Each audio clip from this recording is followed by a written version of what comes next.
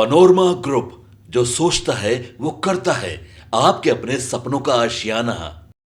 नमस्कार, मैं अंकित और आप देख रहे हैं सिटी पोस्ट लाइव। बिहार में विकास और प्रगति की दिशा में एक बड़ी पहल सामने आई है। जी हाँ, मुख्यमंत्री नीतीश कुमार अपनी समृद्धि यात्रा के तहत आज पश्चिम चंपारण जिले के बेतिया पहुंचे, जहां उन्होंने जनता के सामने बिहार के अगले 5 वर्षों यानी 2025 से 2023 तक की विकास रूपरेखा प्रस्तुत की। आपको बता दें कि मंच पे मुख्यमंत्री ने स्पष्ट किया कि अब समय आ गया है जब बिहार पीछे नहीं बल्कि आगे बढ़ेगा। उन्होंने कहा कि बीते वर्षों में सरकार ने कई महत्वपूर्ण क्षेत्रों में काम किया है, लेकिन अगले 5 सालों में विकास की गति को और तेज किया जाएगा। मुख्यमंत्री ने यह भी दावा किया कि इस बार केंद्र सरकार का पूरा सहयोग मिल रहा है, जिससे योजनाओं का बड़ा पैमाने पर और प्रभावी क्रियान्वयन संभव होगा। नीतीश कुमार ने कहा कि सरकार 2025 से 2023 तक स्पष्ट एजेंडे के साथ काम करेगी, जिसमें शिक्षा, स्वास्थ्य, रोजगार, कृषि, उद्योग, सड़क, बिजली, पानी और सामाजिक न्याय जैसे महत्वपूर्ण क्षेत्र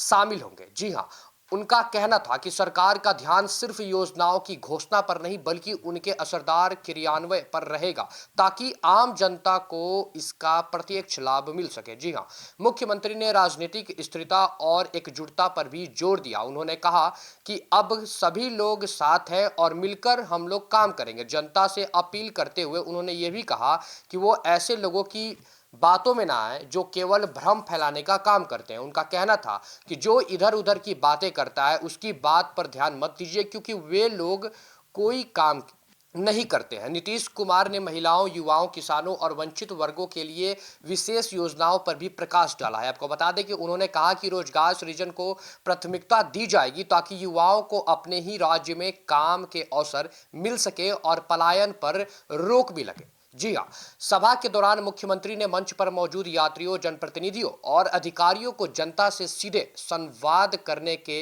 लिए आमंत्रित किया। उन्होंने कहा कि जनप्रतिनिधियों को सिर्फ भाषण देने तक सीमित नहीं रहना चाहिए, बल्कि जमीनी स्तर पर जाकर लोगों की समस्याओं को समझाना चाहिए। नीतीश कुमार ने कहा कि सरकार की पहचान उसके काम से होती है, ना कि केवल घोषणाओं से। उन्होंने भरोसा दिलाया कि आगामी वर्ष में बिहार के सड़क, पुल, शिक्षा, संसाधन, अस्पताल, सिंचाई व्यवस्था और औद्योगिक निवेश जैसे क्षेत्रों में बड़े फैसले लिए जाएंगे। इसके साथ ही कानून व्यवस्था, सामाजिक सद्भाव और विकास, तीनों को साथ लेकर चलना सरकार की प्राथमिकता होगी। अंत में मुख्यमंत्री ने जनता से सहयोग की अपील की कि उन्होंने कहा इस पर कि तभी सफल हो सकती है जब जनता का भरोसा और समर्थन उनके साथ हो। जी हाँ, समृद्धि यात्रा का उद्देश्य केवल योजनाओं की जानकारी देना नहीं बल्कि जनता से संपर्क और संवाद स्थापित करना भी है। मुख्यमंत्री ने विश्वास जताया कि जनता के सहयोग से बिहार निश्चित रूप से विकास की नई कहानी लिखेगा और आने वाले वर्षों में देश के विकसित राज्यों की कतार में शामिल भी होगा। फिलहाल इस अपडेट में इतना ही। मैं अंकित और आप देख रहे थे सिटी पोस्ट लाइव। धन्यवाद।